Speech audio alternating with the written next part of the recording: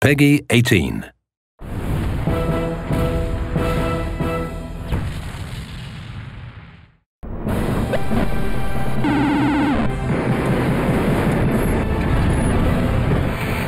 are turning into monsters!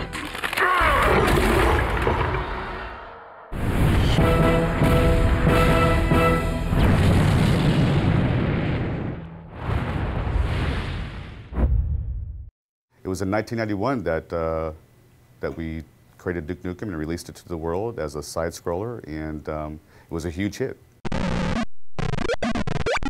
Our inspiration back then was comic books because we always felt like if you focus on the character, there's no end of stories.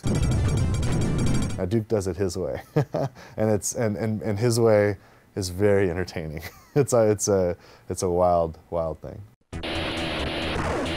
The original name for the game was actually called Heavy Metal, and the idea was to have sort of an anti-hero who was very much sort of a renegade in society and sort of, an ex-military guy who went rogue. When the original Duke got started, it was myself, Alan Blum, and another programmer, Todd Repogel. Todd Repogel and I went to school together. We grew up together in Santa Cruz. He started making side-scrollers and stuff, and while I was going to school at UCSC studying computer science, we were working on Duke Nukem 1 together. There's a guy I'd like to, anytime I have an opportunity, I like to call him out. His name's Alan Blum. And Alan, he created Duke. He and Todd Repogel, back in 1991, 92, created the original 2D side-scrollers of Duke Nukem. And, great fun games. And he's the one guy that from the very first moment of Duke existing, all the way through till today, has been involved in the Duke projects. It's very childish, so it doesn't take itself seriously, It's, instead of trying to fit a formula or trying to do certain things, it just does stuff you want to do. Duke Nukem has always been about the character, and we were focused on that at the beginning. It was difficult to bring it out with the side-scrolling, simple technology in which we couldn't have voice work and so on. Actually, the voice started with Duke Nukem 2. At the opening cinematic, he says, "I'm back." Todd Repogel, the original Duke Nukem programmer, came to me and just asked about doing a voice because he wanted Duke Nukem to sound like, at least then anyway, sounded like a cross between McBain and Arnold Schwarzenegger. Those were my instructions, and I just said 2 words. I said, "I'm back." I am back.